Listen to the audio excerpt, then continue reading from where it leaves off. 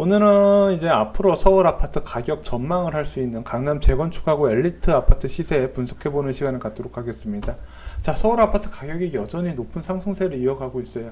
자, 강남구는 전주보다 조금 줄었지만 여전히 이거는 뭐 급등 대열에 여전히 합류하고 있는 상태고, 송파구 같은 경우 전주보다 더 올랐습니다. 그래서 서울 주간 가격 변동으로 보면은요, 사상 최고치를 찍었다. 자, 이 정도 급등세면 어느 정도랑 비교될 수 있냐? 2006년에 부동산 이제 거품이 절정에 달았을 때 그때 수준으로 지금 집값이 오르고 있더라. 자, 그러다 보니까 이 정도 상승률이면 저희가 말씀드렸다시피 뭐 어느 정도 뭐 랜드마크 아파트 단지 같은 경우는 한 4천만원에서 5천만원 정도는 다 올랐다고 보셔도 될 정도로 지금 급등세가 이어지고 있더라. 자, 그럼 이 급등세가 얼마나 이어질까? 지금 이 강남 쪽 재건축 아파트하고 이제 강남 쪽 대단지 아파트를 보면 어느 정도 예상이 가능합니다. 자, 잠실주공 5단지 같은 경우는요, 저희가 말씀드린 이제 서울에서 가장 사업성 좋은 고층 아파트 재건축 단지라고 보시면 됩니다. 자, 여기가 지금 잠실 음마 아파트보다는 더 높은 등급으로 평가받았는데, 왜냐, 사업성이 좋고 위치도 살기도 좋은 지역이었는데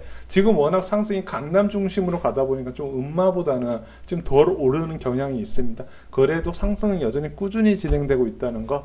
자, 지금 마지막으로 보면 8월 23일날 18억 1000 그리고 18억 2000이 최저 급매물가가 형성되어 있었는데, 현재 이것도 한 4천만원씩 오른 상태다. 자, 4천만원에서 5천만원 정도 오른 상태인데, 이것도 보면은 지금 8월 말 매물이잖아요. 연락하면 없을 가능성이 커요. 그래서 9월 초 정도 들어가는 매물을 실질적으로 보면은 지금 보면 플러스 6천만원 정도 오른 상태다. 자, 일주일, 지금 마지막으로 조사한 게 한 2주 정도 됐으니까 2주 만에 6천만원이 올라요. 자, 지금 보면 이제 길게 보면은 한 2달 정도 된 시점에서 지금 한 2억 정도가 올랐잖아요. 자, 이렇게 부동산은 이제 특히 재건축 아파트 시장은 경기가 호황이다 싶으면 쫙 수직적으로 올라가는 특성이 있습니다. 그렇게 한번 쭉 올려놓고 나서 상터치를 한번 하고 나서 여기서 다시 거래량이 줄어들면서 점점 내려오게, 다시 원래 가격으로 빠르게 내려오는 특성이 있습니다. 자, 그래서 자, 이렇게 부동산 가격이 급등하는 시기에 사는 거는 솔직히 저는 별로 추천을 드리지 않아요. 항상 부동산은 3, 4개월 정도 급등과 4, 5개월 정도의 이제 소강 상태를 이제 반복하면서 오르는 모양이 나왔고요. 만약에 이게 입주 물량이 증가해서 하락 구간에 접어들면은요, 꾸준히 장기적으로 하락하는 모습이 나오는데, 그 하락폭이 강남 지역이 저희가 훨씬 크다고 제가 말씀드렸던 부분입니다. 자, 하지만 지금 현재 가격은 6천만원 정도 더 오른 상태에서 거래도 어느 정도 따라오고 있습니다. 여기가 잠실주공 5단지가 지금 현재 그렇게 거래가 많지는 않았습니다. 자, 보시면은 5월 이후에 6월에 거래가 한 건도 없었고 5월도 3건밖에 없었지만, 이 아파트 단지수, 특히 재건축 아파트 단지 특성상 거래가 굉장히 줄어든 걸 알 수 있는데, 무려 7월에 2주 만에 4건이 등록이 됐습니다. 자, 일주일에 2건씩 등록됐다는 거죠. 자, 가격을 보면은 지금 현재 올라와 있는 가격은 18억 7천이지만 이거는 이제 최근에 올라온 가격이고, 여기 실제적으로 실거래가 등록된 가격은 17억 중반에서 16억 후반에서 17억 중반까지 있습니다. 자, 이런 식으로 거래가 있으면 다시 호가가 5천만원 오르고, 거래가 생기면 또 호가를 한 5천만원 올리고, 이런 식으로 수직적으로 호가를 올리면서 가격이 올라가다가 어느 시점부터 거래가 안 따라, 더 이상 오르는 호가에서 거래가 안 따라오더라. 자, 그러면 서로 너도 거래를, 호가를 좀씩 낮추면서 자기 가격을 찾아가기 때문에 무조건 이렇게 뭐 매물을 걷어들이는 시점, 호가를 빠르게 오르는 시점에는 들어가시는 게 아니다, 이렇게 말씀을 드립니다. 자, 대치동 음마아파트 보겠습니다. 여기 같은 경우는 지금 뜨는 강남구 대치동에다가 1:1 재건축이라는 논의가 나오면서, 자, 잠실주공 5단지보다 상승률이 더 빨리 진행이 됐던 부분이에요. 왜냐, 용적률 어차피 높기 때문에 내야 되는 재건축 분담금 많은데 온갖 재건축 규제 다 뒤집어 쓰면서까지 사업하려고 했더니 여러가지 피곤하거든요. 차라리 1:1 재건축에서 임대주택 없이 용적률 낮은 쾌적한 주거환경으로 차라리 대치 펠리트는 없는 명품 주거단지를 만들겠다. 자, 이런 안이 나왔는데, 문제는 지금까지 사업 추진을 했던 이제 추진위원회에서 썼던 비용이 있을 것이고요. 조합 간에도 나눠질 거예요. 야, 너는 뭐냐? 왜 있는 재건축 규제 더 추가 일반 분담금을 줄일 수 있지 않냐. 아니다. 1대1 재건축에서 몇 품 아파트 단지를 만들자 이런 식으로 조합원들이 싸우다 보면 실질적으로 사업은 좀 늦어지거든요. 특히 이렇게 대단지 같이 초대단지에 정부에 탁시되는 아파트 재건축 단지는요, 정부에서 조금 견제력 많이 들어와요. 그럼에도 불구하고 이 아파트 여전히 상승세가 이어지고 있는데 8월 23일날 거의 2주 전에 조사했을 때는 16억 4천에서 16억 5천이었는데 여기도 똑같아요. 한 5천에서 한 6천 정도 오른 상태입니다. 그런데 지금 5천에서 6천 정도 오른 호가 매물 보면 8월 27일 매물이잖아요. 지금같이 집값이 단기적으로 급등한 시기는 한 7일 정도면 오래전 과거 얘기일 수도 있어요. 그래서 이거 실제적으로 전화해보면 없는 매물일 수도 있다. 그럼 어느 때부터 살 수 있어요? 17억 4천부터 이제 실질적인 매물이 있다고 보시면 돼요. 그럼 2주 만에 1억이 올랐나요? 예, 재건축은 원래 그런 식으로 단기간적으로 급등이 있습니다. 왜? 거래가 그만큼 있으면 호가가 더 빨리 올라요. 만약에 내가 2, 3천만 원 올랐는데 누가 거래가 됐더라, 그럼 그 금액의 만큼 더 수직적으로 올립니다. 자, 그런 식으로 올리다가 보면 어느 순간 이제 매 거래가 안 따라오거든요. 그럼 그때부터 다시 조정을 받게 되는 거죠.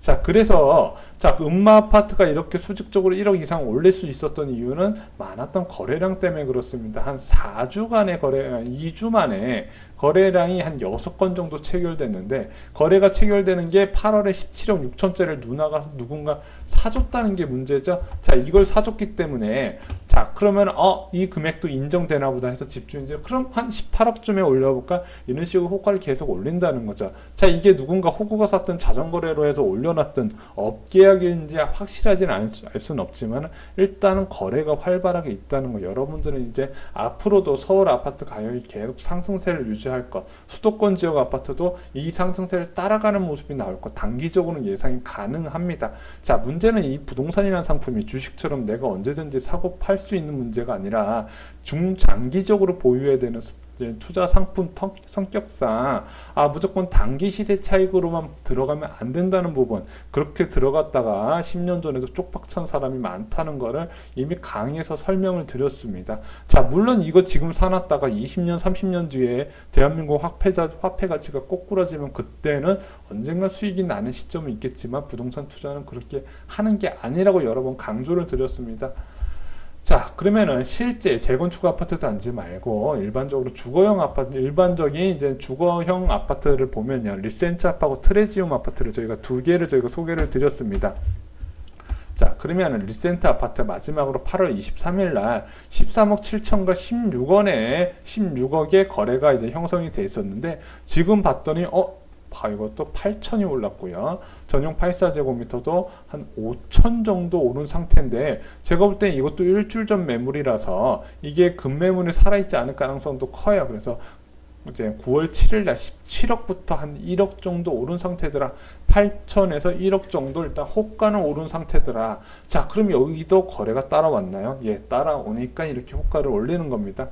자, 전세 가격 볼게요. 전세는 8월 23일 날 7억에서 7억 3천이었는데 지금 전세 시세 보면 일단 7억에 형성이 돼 있고요. 전용 84제곱미터는 8억으로 지금 다시 떨어졌어요. 전세값이 마이너스 3천만 원이 났다더라.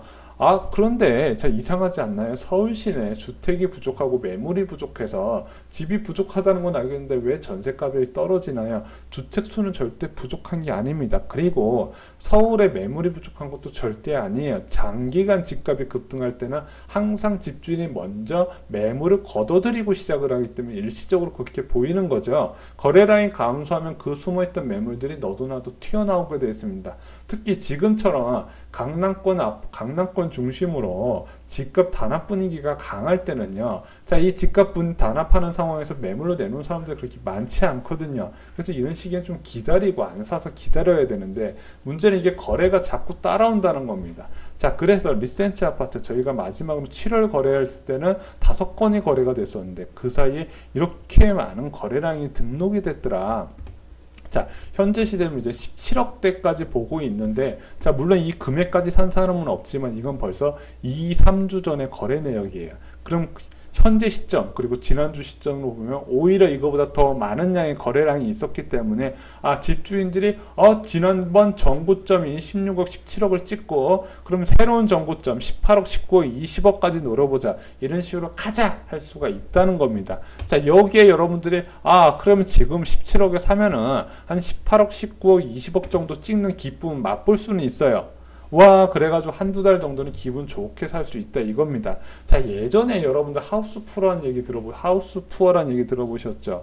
집값 급등 시기에 무리하게 집을 사놓으셨다가 집이 떨어지니까 이제 무리한 대출 이자하고 원금하고 그리고 집이 떨어지는 거에 대한 심리적 압박감을 이제 받는 이제 계층을 얘기했었는데, 자, 이 사람들이 처음 집을 살 때부터 집값이 폭락을 했냐? 그렇지 않습니다. 매수를 하고 나서 1년, 2년 정도는 집값이 상승을 했기 때문에 기분 좋게 갖고 있다가 어느 순간부터 하다 또 꼬꾸라지다 보니까 아이고야 본전 생각해서 못 팔았더니 더 빠지고 이런 식으로 악순환이 계속됐다는 거죠. 자, 그래서 집은 중장기적으로 보셔야 되기 때문에 단기적으로 오른다 이 시세만 봐도 누구나 알 수 있고 흐름만 봐도 한동안은 오를 것이다, 두세 달 정도는 오를 것이다 예상할 수 있는 부분인데 그것만 보시면 안 된다고 제가 말씀을 드렸습니다. 자, 트리지움 아파트 볼게요.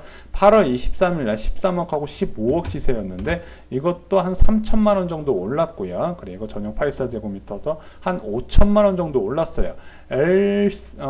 리센트나 아니면 다른 이제 강남권 재건축 아파트보다는 좀 덜 올랐어요. 그럼 이게 시간이 지날수록 이쪽도 상승폭을 확대시킬 수 있겠다. 먼저 랜드마크 아파트 단지는 리센트가 먼저 오르고 주변 지역으로 확산되는 모습이 나올 거다 이렇게 예상할 수 있는 부분이에요. 그래서 단기적으로 내가 집값 올라가는 모습 느끼시고 싶으면 사시라 이렇게 말씀을 드렸는데 그랬다가 쪽박 차신 분들은 많죠. 더 노리다가 쪽박 찬 사람이 너무 많더라. 자, 잠실 트리지움 아파트 같은 경우는요. 8월 23일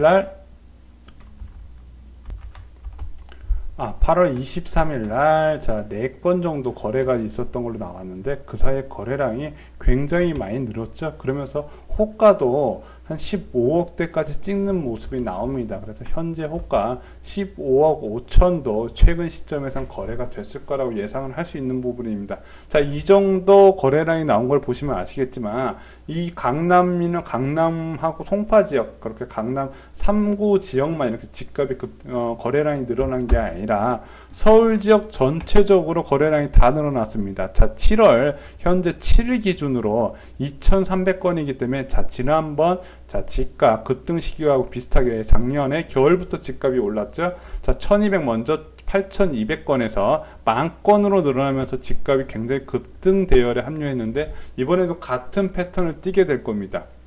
자, 5월에 집값 이제 4월부터 조금씩 거래량이 살아나다가 8월에 7,500건이 됐습니다. 자, 현재 추세로 가면 9월에는 한 1만 건 정도 예상이 되고요. 이렇게 상승 추세는 적어도 한 2개월에서 한 3개월 정도 예상되기 때문에 10월부터 11월까지는 앞으로 상승을 계속 예상할 수 있는 부분입니다. 자, 정부에서 어떤 규제가 나올지 모르겠지만 일단 정부 부동산 발표 대책을 지금 예상해 보면 그렇게 많은 큰 시장을 지금 꺾을 만한 쇼킹한 정책이 나올 것 같지는 않습니다. 그 이유는 뭐냐? 어차피 보유세는 올린다고 해도 지금 투자자들은 좀 단기적인 목적으로 들어가는 사람들이 많기 때문에 이렇게 단기간적으로 1억 2억씩 오는 상태에서 보유세 1,000만 원 올려도 그 정도는 오케이다 이렇게 생각할 수도 있고 지금 양도세 거래세를 지금 좀 손봐야 된다, 양도세 부담을 좀 줄여서 매물을 늘리겠다 이런 식의 지금 언론 보도가 계속 나오고 있기 때문에 그걸 좀 기다리면서 매물을 잠기는 사람도 있을 겁니다. 자, 그래서 이거는 2-3개월 정도 호가가 더 올라갈 수 있다. 자, 그리고 거래량도 늘어나기 때문에 이거 제가 볼 때는 이거 나중에 사회 문제가 될 것 같긴 한데 일단은 이만큼 이 높은 가격에 또 사람들이 따라서 매수를 하더라. 자, 그렇게 보시면 됩니다. 자, 그러면 쇼킹 부동산 네 말대로 부동산 떨어져야 되는데 안 떨어졌잖아. 언제부터 떨어지는지 저희가 말씀을 드렸잖아요. 일단은 서울 시내 입주 물량이 적다는 인식이 워낙 팽배하기 때문에 집은 부족하고 매물은 없고 서울에 살려는 사람 많고 오른다 이 인식은 절대 안 바뀝니다. 언제 바뀌냐? 입주 물량이 늘어나는데 그나마 한꺼번에 입주 물량이 몰려야 됩니다. 결국엔 그 역할을 해줄 수 있는 거는 헬로시티밖에 없어요.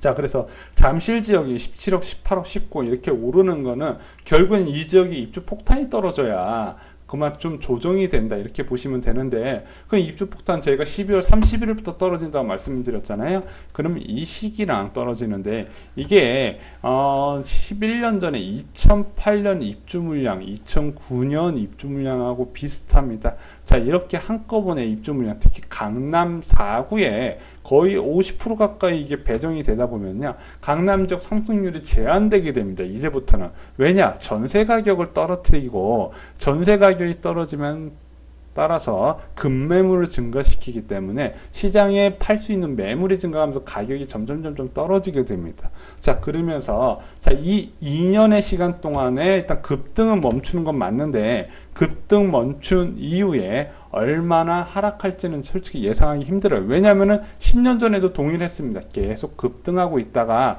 입주 물량 터지니까 바로 급등한 건 아니지만은 계속 소폭 하락을 하다가 결국엔 장기 하락 구간에 들어가더라. 자, 결국에는 거품은 반드시 꺼진다. 이 진리는 잊지 마시고요. 이렇게 오른 거품은 더 쉽게 꺼지더라. 저희가 이미 쇼킹 부동산에서 여러 번 강의를 드렸습니다. 하지만 단기적으로 오르는 모습은 이제 분명히 있을 것이고, 여기에 혹해서 지금 못 사면 영원히 못 사나 보다 이런 착각하지 마시고, 정말로 입주 물량, 아파트 수가 많아지는 시기에 매수자가 유리해지는 시기를 노리시라고 제가 재차 말씀을 드립니다.